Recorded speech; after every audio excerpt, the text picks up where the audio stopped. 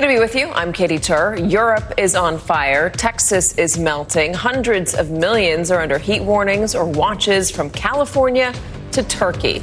It seems pretty clear that we're living through a climate emergency. The question is, what will our leaders do about it? Here at home, President Biden is in Somerset, Massachusetts today at a former coal-fired power plant that now manufactures parts for offshore wind energy. That is the backdrop for his big climate speech later this hour.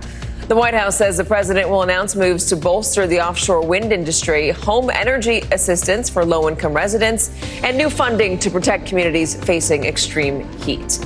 That funding is needed. Excessive heat warnings are in effect in 28 states. Dozens of heat records will be broken this week, according to the National Weather Service, straining power grids as people crank up the AC to stay cool.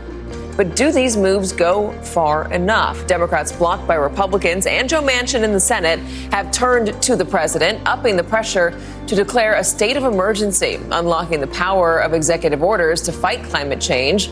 The White House would not say if he will do so. Across the Atlantic, there are big, out-of-control and deadly fires across multiple countries. Tens of thousands of people in France have been displaced, and many more are at risk, and many of them are at risk of permanently losing their homes. Firefighters in London saw their busiest day since World War II. More than a dozen fires were burning all at once across the city. An entire neighborhood burned to the ground in Wennington, East London. Nearly 500 firefighters are fighting a single fire in a town just north of Athens. A pediatric hospital there had to be evacuated. And Italy is in a state of emergency as well because of drought. Entire riverbeds are drying up. European leaders are taking this as a call to action to do something about climate change.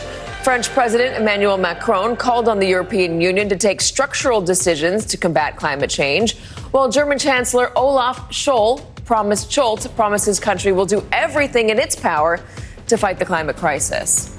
Joining me now is NBC News senior national correspondent Jay Gray, who is in Dallas, where temperatures are a scorching 101 degrees. They're climbing still.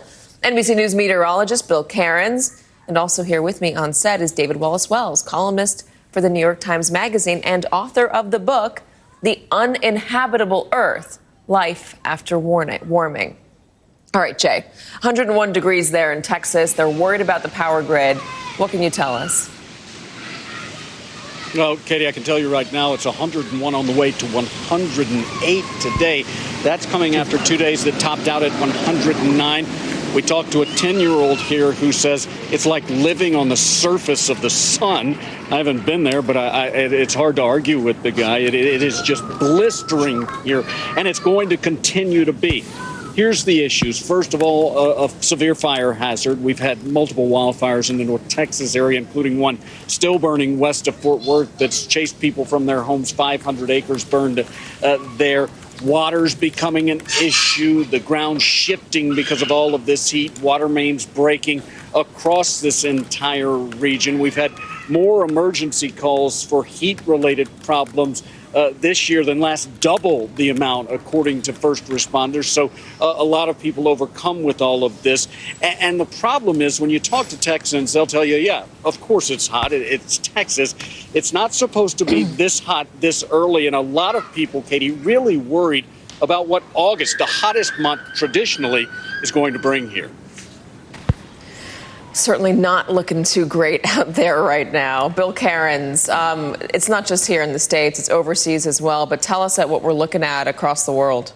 Yeah, Europe has cooled off for the most part. Kind of Portugal and Spain are still extremely hot. They're a little warmer than they should be. And as far as what we're going to deal with in the lower 48, we've had extreme heat that's been going on now for about 6 weeks at least. Dallas-Fort Worth has had 23 days so far this year above 100 degrees, and they've had about 6 days above 105. So we're getting more extreme days. Yes, 1980 was the hottest summer on record in Texas, and this one will not beat that. But just, we're likely going to see more summer summers like this in the years ahead. Not likely, we will, because we're not going to stop using fossil fuels fast enough. And as far as what we're dealing with out there currently, yesterday was 110 in Oklahoma City. It was 115 degrees in Wichita Falls. At one point yesterday, for the first time ever, we have a mesonet, a recording system in Oklahoma that recovers the temperatures throughout almost the entire state. It was the first time ever, anywhere you went in the state, it was 102 degrees. Didn't matter. I peaked at 115, but that had never happened before.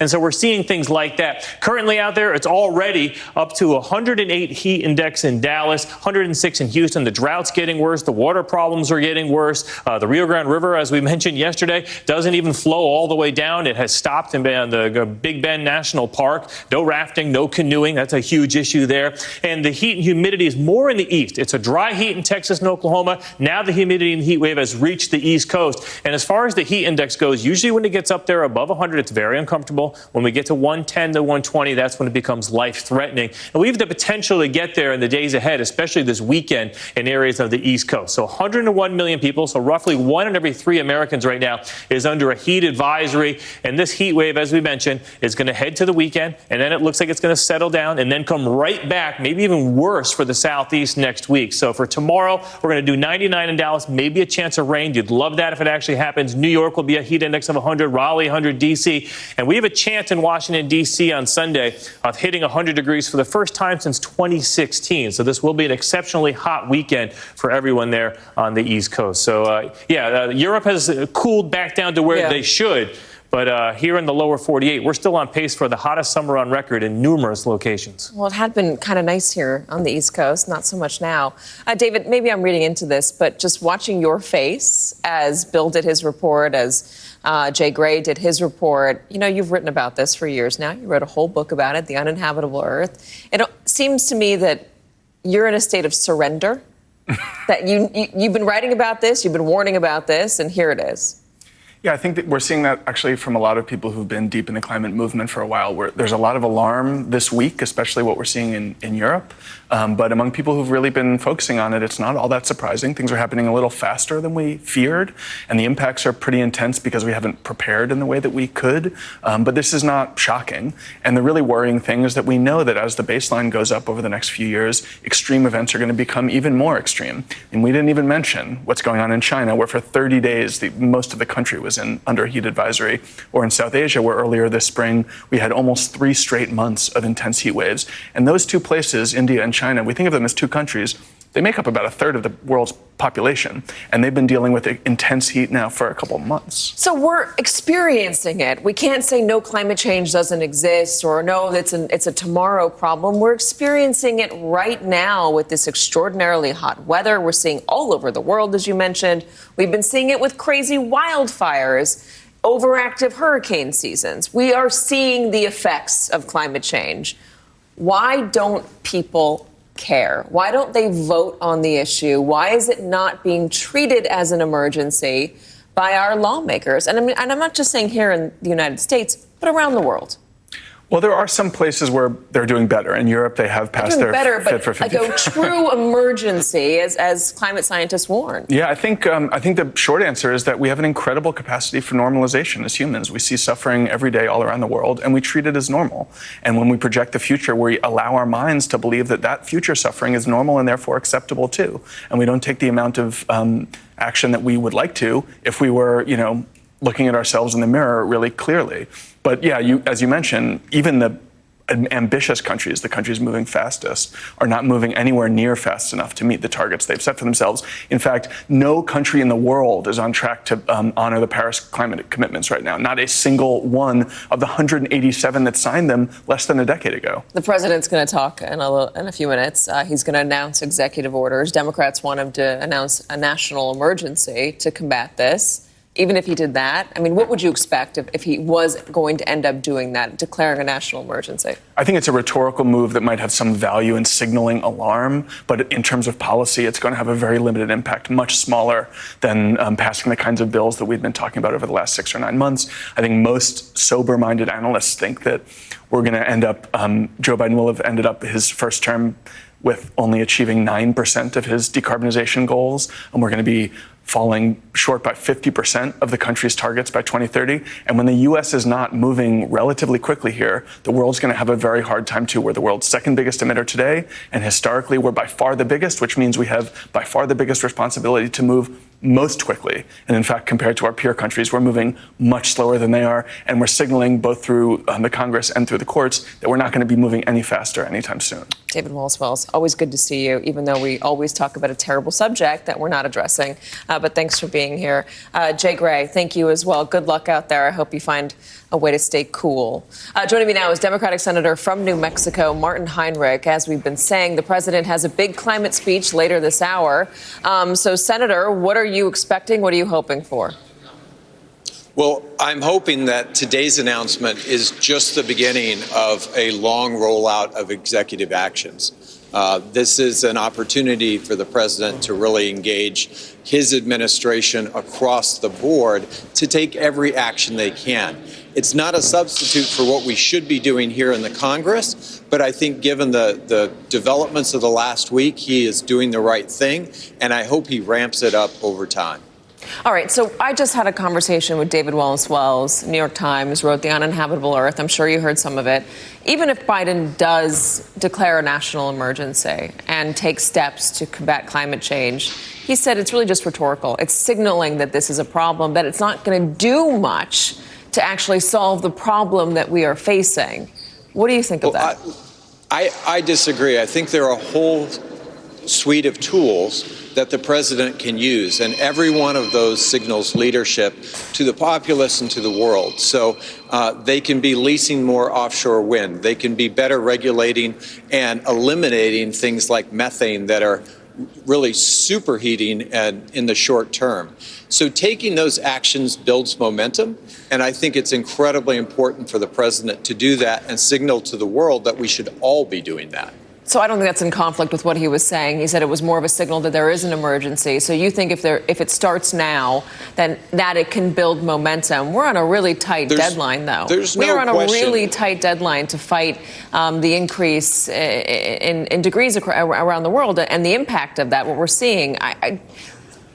Aren't you worried that we're not moving fast enough, that our normalization factor is just too strong and that we're going to, I don't know. But Katie, doing nothing makes that much worse. Yeah. Action and leadership is always better than apathy. And my concern now is that there are so many young people who are going to give up on these things. I think we need to build on that momentum. I think we need to show leadership at the state and local level where they have the majorities to really do the things that we know how to do. And the thing that I understand as an engineer, when you break down complex problems into smaller problems and figure out how to solve those, you can solve the global problem. And we know how to clean up our emissions. We know how to transition to a clean electric future and away from all these fossil commodities. And it's not unrelated to the inflation that we're seeing in the country. 41% of the inflation that is hurting consumers everywhere comes from the increase in commodities like gasoline. So we have the solutions. What we lack is the political will and the majority to be able to do those things. And lacking that, I think the president should lean in as far as he can. So he should declare a national emergency. And I ask that because when you look at the New York Times most recent poll on climate and who votes on the issue, just 1% of Americans, 1% think climate change is the most important problem facing the country. Well, I think one of the things we're seeing right now is those inflationary pressures just hurting people across the political spectrum. But I will tell you, when I talk to young people in my state, I can't imagine that figure is accurate because the issue that they come back to again and again and again is climate. Young people value it in a slightly higher number, but still not enough. 3%. Yeah, still not enough to change things. Saw that so I just wonder and the it packaging. Just doesn't track with my experience. I wonder, at home. Is there a change in the way that the Democrats can package, or lawmakers that care can package the fight against climate change, make it more of a jobs issue as opposed to a big Earth issue? Well, I think that's a great opportunity, and I've seen it drive jobs in my state. We are doing more and more large-scale wind projects with really good careers associated with those. And once again, we have the solutions to do this. Electrifying our economy is an enormous jobs opportunity, but it also really insulates people from these crazy commodity price swings that we see in oil and gasoline and natural gas.